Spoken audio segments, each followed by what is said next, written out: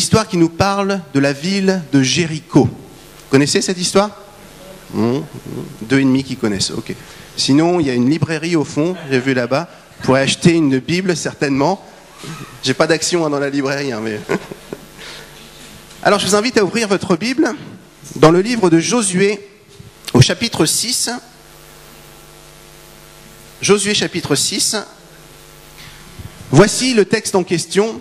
Je pense que vous le connaissez. Et puis, la première chose qu'on pourrait dire sur ce texte, c'est que Dieu avait fait une promesse au peuple hébreu. Il leur a dit, voilà, je vous donne ce pays promis. Et puis, à partir de ce moment-là, on aurait pu avoir l'impression que les choses allaient se passer tranquillement. Tranquille, comme on dit à Marseille. Mais on remarque en lisant ces écrits que ce n'est pas le cas. Et que Dieu promet quelque chose, mais il va falloir pour les Israélites, s'emparer de ce que Dieu a promis. Et vous savez, ce genre de textes qu'on lit, qui datent d'une autre époque, d'un autre temps, ils ne sont pas simplement là pour qu'on les lise et puis qu'on se dise « Waouh, c'est tellement génial ce que Dieu a fait ». Ils sont là pour qu'on dise ça, mais pour qu'on puisse puiser au travers de ces textes des principes qui nous servent à nous aujourd'hui. Et donc en disant ça, on comprend que pour les Israélites, la promesse était qu'ils allaient rentrer dans ce pays promis, mais Dieu n'a jamais dit que ce serait facile pour eux. Dieu a dit qu'il serait avec eux et qu'il leur donnerait la capacité de vaincre, de remporter les victoires et d'effondrer les forteresses. En l'occurrence, c'est ce que Dieu avait dit. Et c'est la même chose dans notre vie. Vous savez, Dieu nous promet certaines choses à titre individuel. Il nous promet certaines choses en tant que chrétiens. Il nous promet d'être avec nous. Il nous promet de ne pas nous laisser la main et dans les moments de difficulté, de nous donner la solution pour la marche à suivre. Vous savez, des fois dans certains milieux, on nous dit « Deviens chrétien et tu vas voir, ta vie sera géniale ». C'est vrai. Ta vie devient géniale quand tu es chrétien parce que tu rencontres ton Sauveur et ton Créateur. Et quand tu acceptes Jésus comme Sauveur et comme Seigneur, tu as accès à la vie éternelle et le pardon de tes péchés. C'est ce qui arrive quand on devient chrétien. Mais Dieu n'a jamais promis une vie chrétienne sans difficulté. D'ailleurs, quand je lis certains écrits, alors je sais, je vais être très encourageant, mais il a plutôt promis l'inverse. Il a dit que celui qui veut me suivre, qu'il renonce à lui-même et qu'il porte sa croix. Sous-entendu qu'il porte les difficultés qu'il devra porter, qu'il renonce à lui-même. Et vous savez que c'est difficile de renoncer à soi-même. Non? Il n'y a que moi qui ai ce problème-là? C'est facile de se laisser aller à vivre à ses pulsions, à son sale caractère, à tout ce qui peut nous caractériser, mais de commencer, si je peux dire comme ça, de mettre sa vie en règle en fonction de ce que nous enseigne la parole de Dieu, ça c'est difficile. C'est ce qu'on appelle crucifier sa chair. En tout cas, il y a cet aspect-là de la vie chrétienne qui est difficile. Et puis il y a cet aspect aussi que quand on est chrétien, alors je ne vois pas le diable partout, vous savez, mais on est quand même dans un monde spirituel, dans un monde terrestre, mais qui est régi par un monde spirituel qui est bien plus vaste que ce qu'on pourrait imaginer, en tout cas des fois en Occident. C'est pas parce qu'on voit pas les choses qu'elles n'existent pas. Et en tout cas, quand on devient chrétien, vous savez quoi? On déclare la guerre, d'une certaine manière, au royaume des ténèbres. Alors du coup, une vie de chrétien authentique ne nous laisse pas à l'abri de la difficulté. Au contraire, on est comme en provocation devant les œuvres des ténèbres en disant « moi je décide de vivre comme ça » et du coup, on remarque que les difficultés arrivent. Je crois, et certains me disent « moi j'ai des difficultés dans ma vie, c'est parce que je suis dans le plan de Dieu ». C'est pas toujours vrai. Mais en tout cas, je crois que quand on veut servir le Seigneur, eh ben, il y a des difficultés qui viennent ici et là parce que on est attaqué, parce que le diable vient, il ne se laisse pas faire tout simplement. Et donc, on le voit dans ce texte, Dieu a promis quelque chose pour les Israélites, mais on voit cette forteresse qui est là, qui est en train de dominer. Et puis vous avez remarqué le texte qu'on a lu, il dit que personne n'entrait, personne ne sortait. Et des fois dans nos vies, c'est la même chose. Il y a comme des forteresses, il y a comme des places fortes. Et puis il n'y a plus rien qui rentre, il n'y a plus rien qui sort, tout est fermé. Il y en a peut-être qui sont parmi nous ce matin et qui se disent quand tu parles de forteresse, Julien, j'ai l'impression que c'est à moi que tu parles parce que moi, j'ai l'impression que même toute ma vie est une forteresse. Qu'il n'y a rien qui avance, tout est bloqué, peut-être au niveau de mes émotions, au niveau de ma santé, au niveau de mon couple. C'est comme si j'ai une forteresse tout autour de moi. Ce que le texte nous montre, c'est qu'il y avait une forteresse, il y avait une place forte à prendre et que Dieu avait promis d'être fidèle, et en promettant d'être fidèle, il avait aussi promis d'une certaine manière de donner la solution pour renforcer les forteresses. J'aimerais vous dire cette chose-là ce matin. Peu importe ce que vous pouvez vivre, peu importe les forteresses qu'il peut y avoir dans vos vies, vous pouvez puiser en Dieu la solution pour renverser, je suis levé de bonheur, hein, c'est pour ça, c'est le décalage horaire entre Limoges et puis Rochefort. Dieu peut vous donner les solutions pour renverser ces murailles et ces forteresses. Le problème, c'est que souvent, le réflexe qu'on a, c'est quand les forteresses sont là, c'est qu'on trouve des solutions nous-mêmes. On cherche des solutions avec nos propres forces. Vous avez des problèmes d'argent, il faut que je réfléchisse comment je peux contracter un crédit peut-être pour régler ce problème.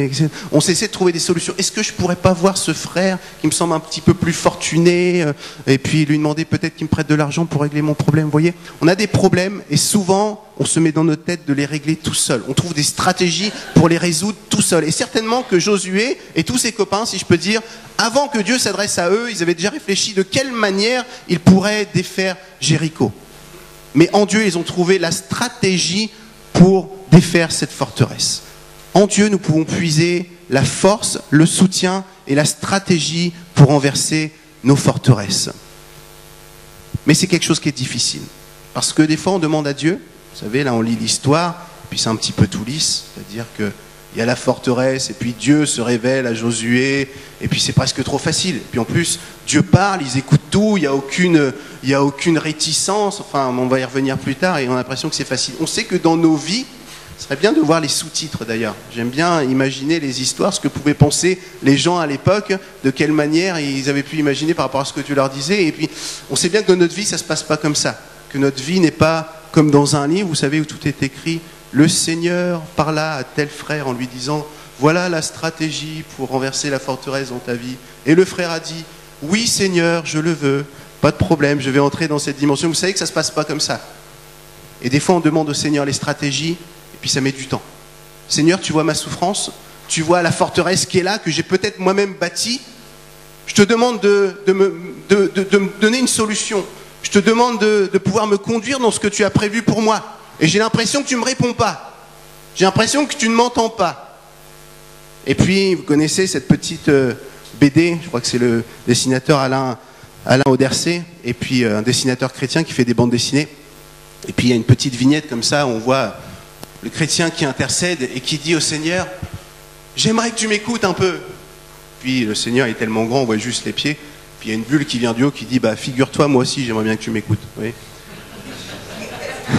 Parce que souvent, on demande à Dieu, « Seigneur, réponds-moi. Seigneur, donne-moi une stratégie pour renverser cette forteresse. Seigneur, parle-moi. » Et puis on est comme des, excusez-moi l'expression, mais des moulins à paroles. On n'est que des personnes qui faisons des requêtes et des fois on est incapable d'écouter ce que Dieu veut nous dire. Vous connaissez cette histoire? Après j'arrête avec les histoires, je suis sérieux.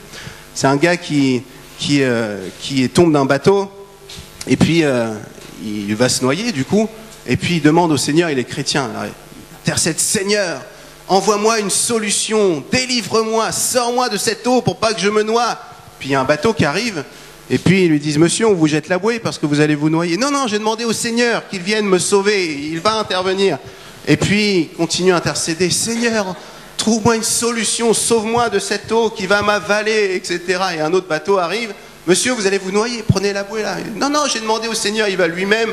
Et comme ça, pendant un bon moment, et puis au final, le pauvre gaillard, évidemment, il va se noyer tout simplement. Il arrive auprès du Seigneur, auprès du Père, et puis il lui dit, mais je t'ai demandé de l'aide, et tu n'es pas intervenu, tu n'es pas venu me sauver. Et puis le Seigneur lui dit, mais je t'ai envoyé plein de bateaux, au moins 4-5 fois, et t'as dit non à chaque fois. Des fois, on n'entend pas la réponse de Dieu, parce que c'est pas celle qu'on attend tout simplement. Et on est toujours là à demander, Seigneur, montre-moi la stratégie. Seigneur, délivre-moi de telle forteresse. En tout cas, le premier point qu'il nous faut garder, c'est que les difficultés sont présentes, elles seront présentes, et si elles ne sont pas encore là, rassurez-vous, elles vont arriver. Voilà. Que Dieu vous bénisse, à dimanche prochain.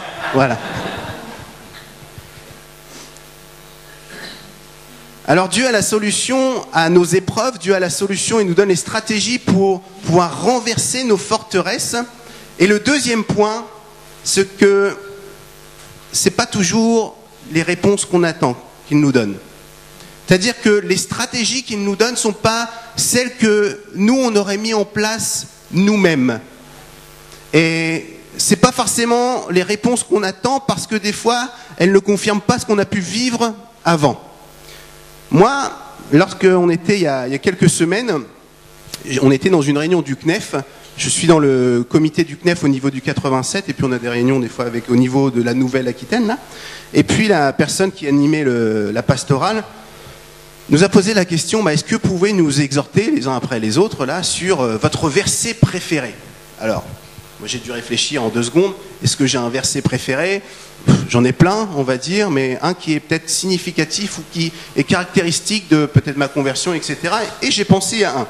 C'est Ésaïe 43, verset 18. C'est un verset que j'ai reçu, je dois dire, peu de temps après ma conversion, dont je vous ai parlé tout à l'heure. Et ce verset dit, ne pensez plus aux choses anciennes.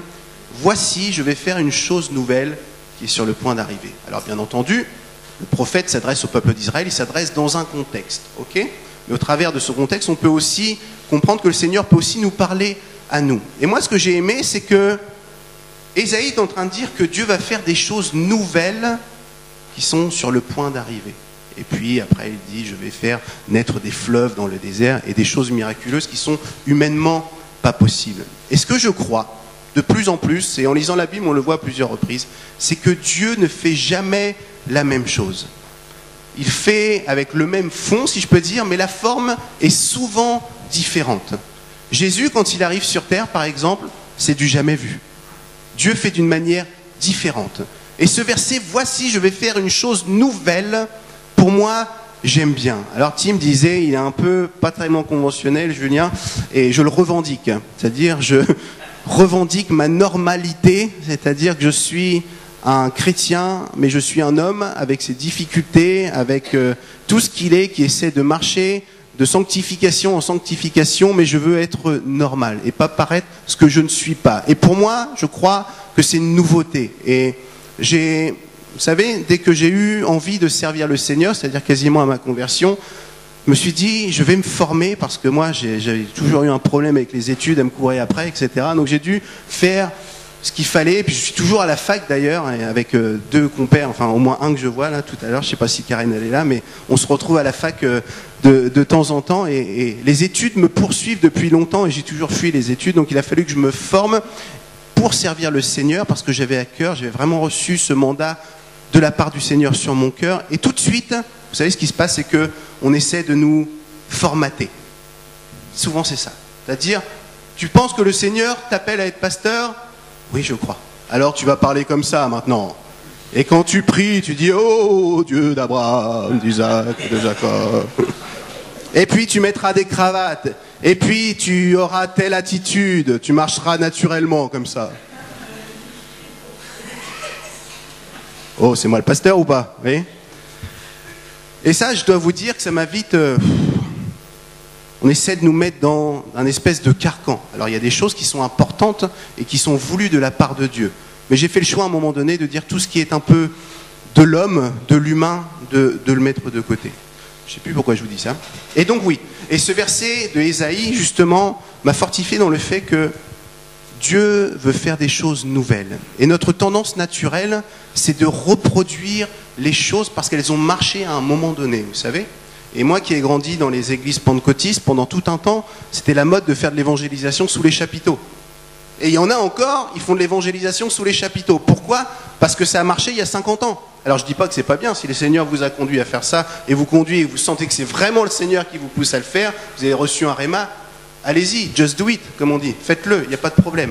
Mais des fois on le fait parce que ça nous sécurise, parce que ça a marché avant, alors on continue de la même manière. Mais Dieu dit, je vais faire une chose nouvelle. Et le défi de l'Église d'aujourd'hui, si je peux faire une petite parenthèse, je crois, c'est d'être attentif à ce que Dieu veut faire et sortir peut-être des fois de nos ornières toutes tracées. Le fond doit toujours être le même. C'est-à-dire que dans nos réunions, on vient célébrer Dieu, il faut que la parole soit présente, le temps de louange soit présent, mais la forme peut-être peut changer un petit peu. Et le défi qu'on a en tant que chrétien, en tant que responsable d'église, c'est de voir ce que le Seigneur veut faire. Parce que ce qui marchait il y a 50 ans, regardez l'église d'aujourd'hui, je ne connais pas votre communauté, mais je le vois bien à Limoges, heureusement que l'Église a évolué dans sa forme. Sinon, il n'y aurait pas grand monde. Parce qu'aujourd'hui, on voit des fois que l'Église est complètement déconnectée de la réalité. C'est-à-dire l'Église est comme dans un bocal, vous savez, et puis on est bien entre nous, puis après il y a le monde, et puis c'est comme si on entre dans la troisième dimension.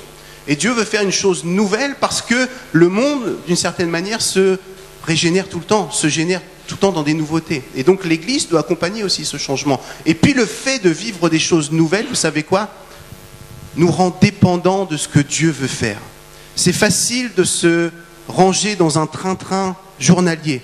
C'est facile de se ranger dans des habitudes. Pourquoi tu fais les choses ? Parce que j'ai toujours fait comme ça et c'est plus facile. Oui, c'est plus facile que de réinventer, que d'être à l'écoute, d'essayer, de se tromper, de recommencer. Mais c'est ça le but d'être chrétien. Seigneur, qu'est-ce que tu veux faire? Quelles sont les choses nouvelles que tu veux mettre en place? Et ce verset, Isaïe 43, verset 18, vous continuez plus loin, et la version seconde dit que ces choses, elles sont déjà en germe.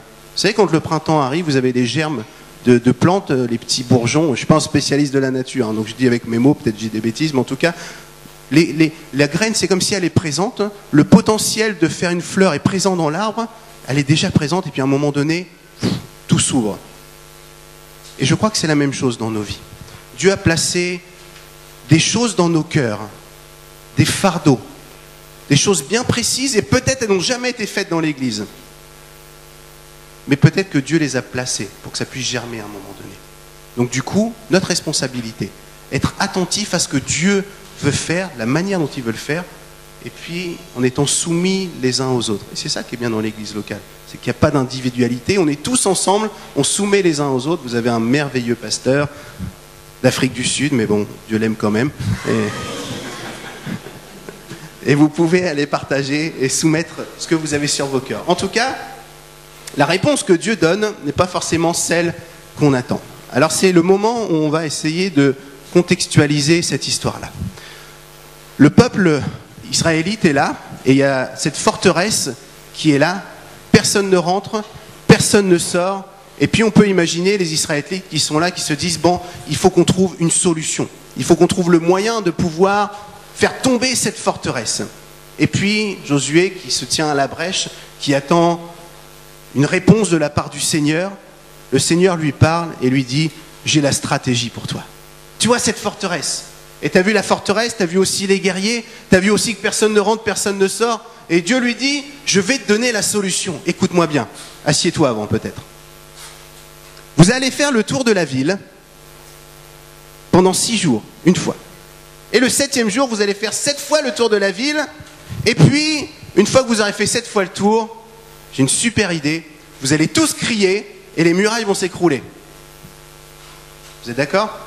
Et nous, on lit ça parce qu'on est blasé, on a l'habitude. Mais imaginez-vous Josué, le chef de guerre, le gars qui se bat avec des lances, avec des épées, avec tout ça. C'est un peu l'armée américaine de l'époque. Vous imaginez les GI, etc. Et puis, voilà la stratégie. Vous allez faire le tour de la ville. Et puis, le 7e jour, vous allez faire 7 fois le tour de la ville. Et Josué, il a dit, « Oh oui, Seigneur, que ta volonté soit faite. » Ça, c'est quand on lit le livre, on a cette impression-là. Est-ce que vous ne pensez pas que Josué, il a dû cogiter dans sa tête? Bien sûr, il avait vu Dieu agir. Et nous, on l'a vu aussi agir dans notre vie. Ce n'est pas pour autant qu'on n'oublie pas, d'ailleurs. Il avait vu Dieu agir de manière surnaturelle. Il avait vu des miracles exceptionnels. Donc, il avait un peu cet arrière-plan.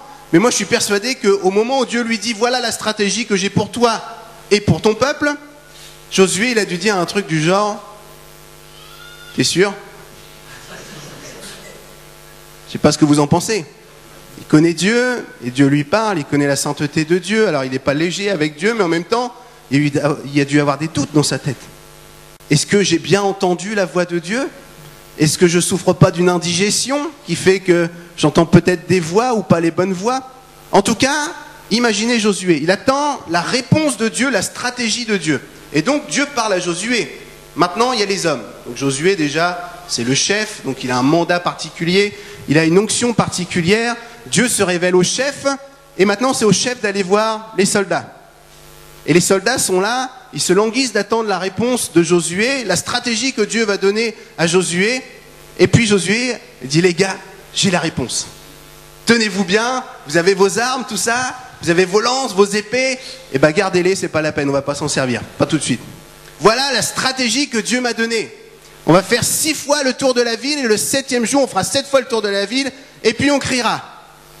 Et là, les soldats ont regardé Josué et ont dit, il a craqué. Ils ont regardé Josué, ils ont dit, mais... Vous savez, il y en a qui ont sorti les gilets jaunes pour moins que ça, hein. Les soldats ont commencé à se dire, non mais je savais, de toute façon c'était n'importe quoi de mettre Josué à la tête de la troupe, à la tête du peuple. Moi je pensais mettre mon frère plutôt, et puis bon voilà, c'est Josué qui s'est retrouvé, mais je savais que c'était pas le bon. Ils ont commencé à gronder, ils ont commencé à se dire, pensez pas ça. Ça se passe qu'en France, ça peut-être. Chez les Israélites, non, ça arrive pas. Voilà la stratégie de Dieu pour effondrer la muraille. Donc le principe qu'on en retient, c'est que évidemment, ce n'est pas la réponse qu'ils attendaient forcément. C'est souvent le cas dans notre vie aussi. C'est-à-dire que certains demandent au Seigneur, délivre-moi de cette muraille où je m'impatiente, donne-moi de la patience. Et puis le Seigneur envoie des gens pénibles à côté de nous, vous savez, pour travailler notre patience, par exemple. Et le Seigneur ne répond pas comme on aurait imaginé. Seigneur, délivre-moi. Le Seigneur dit, fais ça. Non Seigneur, j'ai dit délivre-moi. Et le Seigneur dit, fais ça. Non Seigneur, j'ai dit, t'as pas compris ce que j'ai dit. Mais il a très bien compris. C'est juste qu'il veut pas répondre de la manière dont tu attends. En tout cas, voilà nos Israélites qui sont face à ce que Dieu demande. Et puis ils ont le choix. Soit ils écoutent ce que Dieu dit, soit ils font ce qu'ils ont toujours fait. Et dans nos vies, c'est la même chose. Soit on choisit de faire confiance à Dieu, soit on choisit d'écouter Dieu, même si ça nous déplaît, même si ça ne confirme pas ce qu'on a toujours imaginé ou ce qu'on a toujours fait, soit on fait ce qu'on a toujours fait et puis il n'y aura jamais de changement. Quelqu'un a dit, je crois que c'est Albert Einstein, définition de la folie. Toujours faire la même chose en espérant que les choses changent. Des fois dans nos vies, c'est ça. On agit toujours de la même manière et on veut du changement.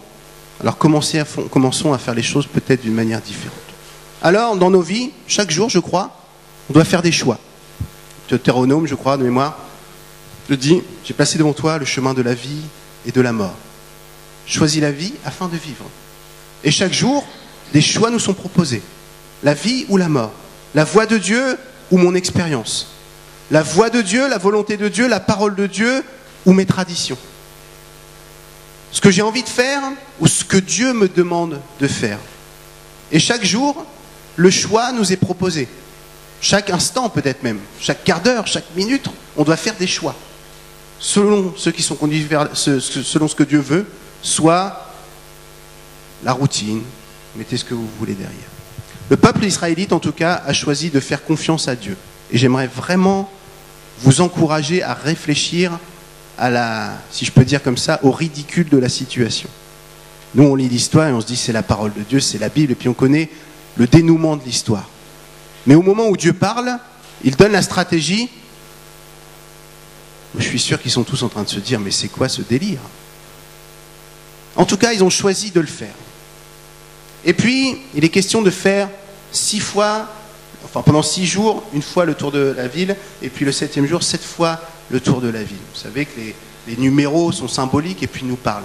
Ça correspond en fait à un temps accompli de la part du Seigneur. Le temps nécessaire pour que l'œuvre de Dieu puisse se faire. Pendant qu'ils font le tour de la ville, Dieu est en train de parler au peuple israélite. Il est en train de parler au peuple de Jéricho.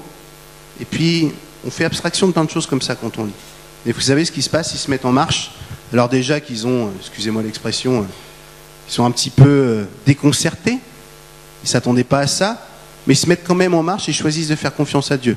Et commencent à faire le tour de la muraille de Jéricho. Et vous savez ce qui se passe? Ils sont déjà dans leur pensée.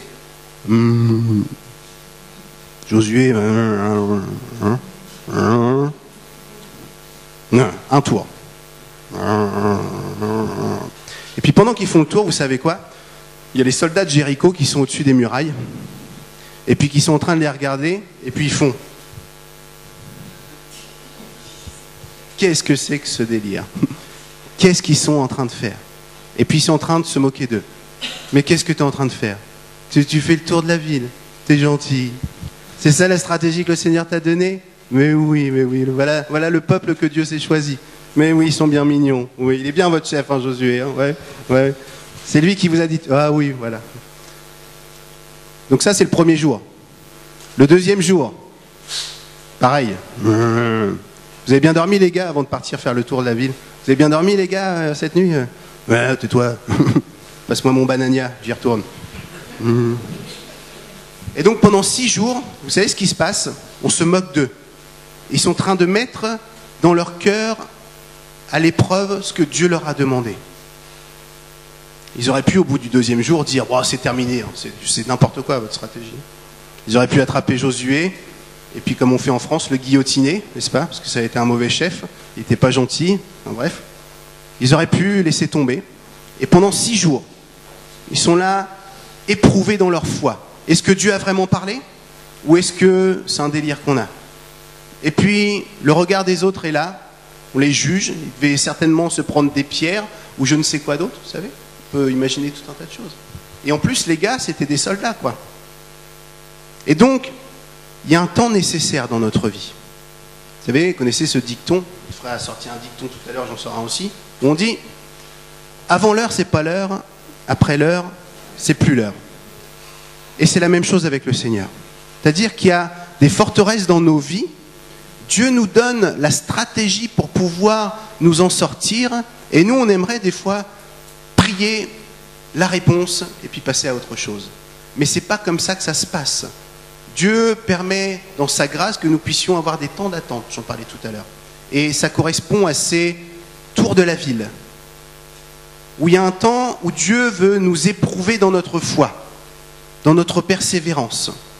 Il veut faire le travail nécessaire à l'obtention, d'une certaine manière, de la bénédiction et de l'effondrement de la forteresse. Et je reprends mon dicton, et si ce temps-là n'est pas vécu, si on part trop tôt, on passe à côté. Et puis après, si on tarde trop, eh ben on passe à côté aussi. Et il y a un temps qui est nécessaire où Dieu travaille nos cœurs, tout simplement. Et c'est ce qu'il fait avec les Israélites. Pendant qu'ils font le tour de la ville, il travaille leur cœur. Il est en train de les émonder, de les façonner à l'image qu'il veut qu'ils puissent avoir, tout simplement. C'est la même chose dans nos vies. Il y a des épreuves, des forteresses. On se dit, Seigneur, pourquoi est-ce que tu permets ça dans ma vie? Pourquoi est-ce que tu ne me réponds pas? Et certainement que le Seigneur pourrait nous dire, mais je suis en train de t'éprouver. Je suis en train de te façonner. C'est un temps que j'ai choisi depuis toute éternité pour te construire et te rendre malléable. C'est un temps où c'est difficile, tu es insulté, tu es certainement déstabilisé dans ta foi. C'est quelque chose qui n'est pas agréable à vivre, mais Dieu nous dit, mais c'est moi qui ai voulu ce temps-là. Notre responsabilité, d'être attentif au... Je parle de temps spécifiques de Dieu. Vous savez, il y a des temps dans nos vies... J'ai un petit témoignage. On est à Limoges depuis 6 ans, et puis avant on était à Marseille. Et comme je vous ai dit, moi j'ai grandi à Rouen. On est parti à Marseille pour faire nos études. On a fait une école biblique à Marseille pendant 2 ans. Et puis on s'était dit Marseille, on aime bien, c'est le soleil. Mais on ne connaissait pas Marseille, à vrai dire. Il y a des Marseillais ici? Bon, ça va, je peux parler librement. Et puis on est arrivé à Marseille avec notre culture de gens du Nord, vous savez. Et puis on est arrivé à Marseille, soleil, farniente, tranquille. Enfin, c'était génial pendant 2 jours. Bon. Et puis après, évidemment, c'était le choc des cultures. Voilà, et c'est totalement une autre façon de voir les choses, en tout cas. Et nous, on a eu un peu de mal. Donc on s'est dit, bon, on va faire l'école biblique pendant 1 année, puis on avait la possibilité de faire la 2e année en Angleterre. Et on s'est dit, bon, l'Angleterre, la Normandie, il y a juste la mer à traverser, c'est plus notre culture, même si on mange mal là-bas. Il y a des Anglais dans la salle, non? Que Dieu vous bénisse. Et on avait décidé de faire ça, mais en fait, on n'était pas libre de le faire, dans le sens, au niveau humain, tout le monde nous laissait libre, mais dans nos cœurs, on sentait que le Seigneur nous demandait, d'une certaine manière, de faire encore une fois le tour de la ville, vous voyez. Et donc, on a fait nos 2 années à Marseille. Malgré beaucoup de choses qu'on n'aimait pas à Marseille, on ne se sentait pas bien pour X ou Y raison, c'était loin de notre famille, et puis en fait, on est resté 2 ans. Et puis de 2 ans, on est resté 3 ans. Et puis de 3 ans, on est resté 4 ans, on est resté 5 ans, en fait, à Marseille. Mais ce qui s'est passé pendant ces 5 ans, c'était qu'au début, je disais, moi et les Marseillais. Et puis moi, je suis plus fort que les Marseillais, je suis meilleur, ma culture est mieux. Nous les Normands, on mange bien, nourriture à la crème, toutes ces choses-là, vous voyez, les Marseillais, ah là là, et puis, vous voyez, c'était ma vision des choses. Et puis en fait, je travaillais dans une église avec une bonne majorité de Marseillais, mais en fait, je me rendais compte que j'aimais pas les Marseillais. Alors que Dieu me demandait d'aimer ces Marseillais, vous voyez. Et tout ça pour vous dire que pendant 5 ans, Dieu a travaillé mon cœur jusqu'à ce que je puisse capituler d'une certaine manière, faire un travail sur moi et puis aimer vraiment ces Marseillais. Et puis, si vous saviez le nombre de fois où j'ai pris la parole le dimanche matin en disant « Je vous demande pardon parce que je suis orgueilleux, égoïste et puis prétentieux et puis enfin voilà et demander alors ça va c'était une petite église et c'était familial et les gens m'acceptaient heureusement Dieu merci et en tout cas pendant 5 ans Dieu a changé mon cœur et à un moment donné Dieu a ouvert les portes pour qu'on puisse partir de Marseille. Mais vous savez quoi, si on était parti de Marseille au bout d'1 an on n'aurait pas avancé, on n'aurait rien vécu, on serait passé complètement à côté de ce que Dieu voulait. Mais pendant 5 ans on a travaillé, on a renoncé, et puis ça fait que même quand on a quitté Marseille, on était presque, à la limite, presque triste de dire, on quitte Marseille, mais on était content de partir quand même. Enfin bref. Tout ça pour vous dire qu'il y a un temps, et quand le temps arrive, on le sent, parce que Dieu ouvre les portes. Et ce qui paraît impossible, comme cette muraille, ça devient possible.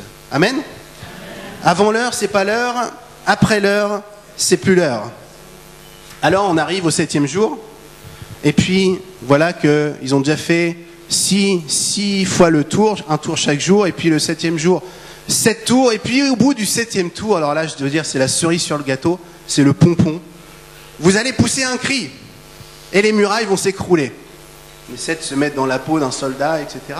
Et ce que je dois dire aussi, c'est qu'ils font le tour de la ville, et ce qui est important de dire aussi, c'est que Josué, Dieu demande à Josué qu'il y ait la présence de Dieu qui soit au milieu d'eux. C'est-à-dire que l'endroit où Dieu avait choisi de résider, il les accompagnait. Et ce qui est important dans nos difficultés, quand on traverse des moments difficiles, c'est de mettre la présence de Dieu, je dirais, au maximum dans notre vie, au centre de notre vie. Et pas simplement pour obtenir une réponse rapide. Vous savez ce qui se passe ? Je sais qu'ici, c'est pas le cas, mais des fois, ça peut être le cas chez nous à Limoges. Quand on a une crise dans notre vie, quand il y a un problème difficile, une maladie qui arrive, il y a des gens qu'on voit jamais, ou de temps en temps, sauf quand ils n'ont pas piscine le dimanche. Et puis, la crise arrive, et puis là, ils sont là à toutes les réunions. Et puis, ils ont une gastro, et puis il faut que tout le monde intercède pour eux. Alors, il faut faire des chaînes de prière, etc. Mais c'est seulement dans les moments où ils vont mal, et puis ils attendent une réponse de la part du Seigneur rapide. Et le fait que ce texte nous parle que pendant tout le processus, la présence de Dieu est au milieu du peuple, nous dit que notre relation, qu'elle soit bien entendu dans la difficulté ou quand tout va bien, il faut que ce soit quelque chose qui soit au cœur de notre relation. Certains ne crient à Dieu que quand les choses vont mal. Seigneur, j'ai besoin d'une réponse tout de suite. Mais c'est pas comme ça que ça se passe. Vous qui êtes mariés, moi si je vais voir ma femme et puis que je lui parle jamais, c'est pas le cas, hein. J'imagine que je lui parle pas. Et puis quand j'ai un besoin urgent parce que j'ai très faim, je dis chérie, fais-moi à manger. Vous savez comment elle va me recevoir ? Elle va me dire va voir ta mère. Elle va me répondre un truc du genre, vous voyez ? Mais si j'ai une relation avec elle constante, ma chérie, t'es belle, t'es la plus belle du monde et des environs. C'est vrai en plus, hein ? Si j'ai une relation avec elle, vous voyez, les choses se font naturellement et puis comme je la connais, je lui demande des choses qui lui sont agréables. Il y a cette notion-là aussi. Et des fois, on demande des choses à Dieu, mais si on prenait le temps de connaître Dieu, on lui demanderait surtout pas ça. Du genre, Seigneur, donne-moi cette Ferrari rouge. Donne-moi cet objet qui va combler ma convoitise. Moi, j'ai arrêté de prier depuis longtemps pour un BMW coupé sport. Hein. Si jamais il y en a qui prient encore.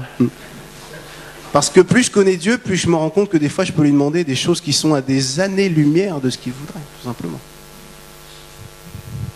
Le 7e jour, faites 7 fois le tour, et puis vous allez crier. On va voir si vous allez mettre votre foi à l'épreuve jusqu'au bout. Vous allez pousser un grand cri, et les murailles vont s'écrouler. Alors les gars, ils ont fait le tour de la ville pendant plusieurs jours. Ils ont fait 7 fois le tour de la ville, et puis c'est grand, alors tout le monde s'est moqué d'eux, enfin vous voyez, etc. Et puis voilà que le son du corps se fait retentir. Le son du corps retentit. Voilà. Et là, les Israélites, d'une grande voix, d'une grande ardeur et d'une grande confiance, ont commencé à crier. Et ils ont fait Vous imaginez tout ce qui se passe dans leur tête. Ils sont en train de se dire, et si je crie et que ça marche pas? Si au moment où j'ouvre la bouche, excusez-moi l'expression, je me suis déjà tapé la honte pendant 6 jours avant, plus le 7e jour, 7 fois le tour, si je crie et que ça marche pas, non seulement ça va être trop la honte, on verra que Dieu n'est pas avec nous. Ou est-ce que vous pensez qu'ils ont dit, mais non, le Seigneur a promis, le Seigneur a donné sa stratégie, alors quoi qu'il arrive, les murailles vont s'écrouler? On pourrait faire un sondage. Qui pense que... Non. Moi, j'opte plutôt pour le fait qu'ils se sont fait violence. Et qu'au moment où ils ont crié, ils étaient sûrs de rien du tout. Nous, on le sait parce qu'on a lu la fin de l'histoire, ok? Mais au moment où ils crient, je suis pas sûr qu'ils soient certainement remplis de confiance, remplis de... Vous savez, d'une certaine gloriole. Alors, c'est nous ou pas, le peuple de Dieu, vous voyez? Moi, je suis sûr que le cri devait être très timide. Et puis, quand ils ont commencé à ouvrir la bouche et qu'ils ont vu peut-être les murailles commencer à frémir, là, ils ont crié encore plus fort. Ils ont dit, ah, oui. Mais au début, c'était un peu plus... Ouh, attention, je vais crier très fort. Ouh. En tout cas, ils l'ont fait. Ils ont mis la parole de Dieu à l'épreuve. Et la suite, on la connaît. Les murailles se sont écroulées. Et au moment où les murailles s'étaient écroulées, du coup, c'était plus facile d'aller foncer droit devant et de faire tout ce que Dieu avait demandé. Donc, c'est la même chose pour chacun d'entre nous. Il y a des forteresses dans nos vies. Il y a des murailles. Il y a des choses qui nous empêchent d'avancer. Plus personne ne rentre, plus personne ne sort. Et peut-être certains se disent, mais moi, c'est ma vie. Ça fait des années peut-être que je suis à l'église, ou peut-être je viens juste d'arriver dans l'église, mais du coup... Ça, c'est ma vie. L'impression d'être une muraille. J'arrive pas à m'épanouir. C'est comme s'il n'y a pas de liberté. Tout est fermé. En tout cas, je vois bien qu'il y a un certain mal-être et ça avance pas depuis des années. Peut-être que Dieu t'a déjà donné la solution. Peut-être que Dieu t'a donné une solution qui ne te plaît pas. Certains vivent des fois dans la solitude, dans l'amertume, dans le ressentiment, parce qu'ils se sont embrouillés il y a des années avec telle ou telle personne, de leur famille et je ne sais quoi. Et le Seigneur, ça fait des années qu'il dit la stratégie, c'est que tu pardonnes. Et tu pardonnes pas. Tu récoltes simplement ce que tu refuses de semer. Tu es dans ton amertume, dans voilà, et telle personne. Et puis, il y a des gens, vous savez, plus ils vieillissent, on les voit. Il y a des gens, ils vieillissent et c'est trop beau de les voir vieillir. Et d'autres, on se dit, Seigneur, il faudrait que tu fasses quelque chose. Et beaucoup de gens aujourd'hui, il y a du non-pardon dans les cœurs, de l'amertume, parce qu'on refuse de pardonner. Mais c'est lui qui m'a fait du mal. C'est lui qui a mis cette forteresse autour de moi d'une certaine manière. Pourquoi j'irais m'abaisser à lui demander pardon? Pourquoi est-ce que je le pardonnerais? Il m'a tellement fait souffrir. Il y a tellement de gens dans notre société qui sont dans... Et puis il y a des forteresses autour de nous. Plus personne ne rentre, plus personne ne sort. Et la stratégie, Dieu l'a déjà donnée. C'est quelque chose qui ne nous plaît pas. Peut-être d'autres types de forteresses. Vous pouvez mettre ce que vous voulez. Forteresse dans vos pensées, dans des addictions. Je disais, des fois, on aimerait que les choses changent, mais on n'est pas prêt à changer, on fonctionne toujours de la même manière. Certains se battent avec des addictions, X ou Y, peu importe, mais ne sont pas prêts à faire ce qu'il faut dans leur vie pour pouvoir changer aussi. C'est-à-dire que, Seigneur, délivre-moi, mais je continue à vivre comme j'ai toujours vécu, tout simplement. J'ai toujours les mêmes fréquentations, j'ai toujours les mêmes façons de vivre. Le Seigneur te dit, la stratégie, c'est commence à changer de vivre, tout simplement. Et moi, je vais t'aider. Et moi, au moment où tu vas te mettre en route, moi, je vais commencer à te donner du succès aussi. Il y a ces paramètres-là. Il y a le paramètre du temps. C'est-à-dire qu'on aimerait que Dieu nous réponde tout de suite. Seigneur, il y a tel problème dans ma vie, telle forteresse, que j'aimerais que tu puisses écrouler, que j'aimerais que tu puisses me délivrer. Le Seigneur dit, oui, je veux le faire. Mais attends un peu, parce qu'il y a des choses que je dois mettre en place dans ta vie. Il y a des choses que je dois façonner dans ta vie. Il y a des façons de voir que j'aimerais façonner en toi et j'aimerais que certains raisonnements que tu as puissent aussi s'éloigner de toi. C'est le temps nécessaire. C'est le temps de formation. C'est le temps du désert. Vous savez que Jésus, la parole de Dieu nous enseigne qu'à un moment donné, il a été tenté. Et ce passage commence par « L'Esprit de Dieu le mena au désert pour qu'il soit tenté ». C'est-à-dire qu'à un moment dans nos vies, le Seigneur nous envoie nous-mêmes dans le désert, nous enferme dans une forteresse, pas pour qu'on y meure, mais pour qu'on en ressorte glorifié ou plutôt glorieux, victorieux plutôt. Mais il y a un temps. Et avant l'heure, c'est pas l'heure, après l'heure, c'est plus l'heure. Ce que Dieu nous demande dépasse souvent ce qu'on a imaginé. Parce que Dieu veut nous sortir de nos traditions. Dieu veut nous sortir de tout ce qui peut nous sécuriser. Parce que notre humanité aime bien en fait rentrer dans ce confort où on n'a pas besoin de réfléchir, où on se laisse porter par l'habitude. Moi, comme je vous disais, j'étais à Marseille et puis quand j'allais travailler, je travaillais au nord de Marseille et puis j'habitais dans le sud de Marseille à un moment donné. Et je prenais le métro, vous savez. Et chaque matin, chaque soir, vous savez quoi? Je montais dans le même wagon et je m'asseyais quasiment, si possible, à la même place. Et à un moment donné, je me suis dit, mais c'est un truc de fou ça quand même, quoi. C'est que j'étais conditionné, moi-même, à me dire, je monte dans tel wagon et je vais me mettre à telle place. C'est ce qu'on appelle le cerveau reptilien, je crois. C'est-à-dire que ça nous sécurise, tout simplement. Alors, j'ai dit, bon, maintenant c'est terminé, je ne me ferai plus avoir. Et chaque jour, j'essayais de monter dans un wagon différent pour ne pas me conditionner. Je ferme la parenthèse pour vous dire que des fois, dans notre vie chrétienne, c'est pareil. On s'installe dans des traditions qui ne sont pas forcément graves, mais parce que ça nous sécurise. Et je crois que Dieu veut nous insécuriser pour qu'on puisse dépendre de lui. Qu'on ne dépende pas de nos traditions ou de nos habitudes, mais qu'on dépende de lui tout simplement. Vous savez, on est dans des temps qui sont un peu compliqués. Vous avez vu les gilets jaunes, je ne sais pas s'il y a des gilets jaunes ou des... Peu importe la couleur de votre gilet, c'est pas important tout ça. Mais je crois que notre société va mal. Et de plus en plus mal. Et puis, est-ce que les choses vont s'améliorer? Moi, je ne crois pas, honnêtement. Mais que je crois qu'au travers de tout ce qui est en train de se passer, je ne sais pas ce qui viendra demain. Aujourd'hui, on est libre. Et puis, ce discours-là, je l'ai déjà entendu il y a 50 ans, mais j'étais pas né. Mais il y a longtemps, je veux dire, on peut jouer avec la corde sensible en disant on ne sait pas ce qui arrivera demain. Et c'est vrai. Et c'est encore plus vrai aujourd'hui. C'est-à-dire qu'aujourd'hui, on peut se réunir tranquillement, normalement, dans ces beaux locaux. Nous, à Limoges, c'est la même chose. Mais qui dit que l'année prochaine, à la même heure, ça sera encore possible? On ne sait pas, avec tout ce qui se passe. En tout cas, je crois que la main de Dieu est derrière tout ce qui se passe en ce moment, ici dans notre pays. Et puis nous, on est très...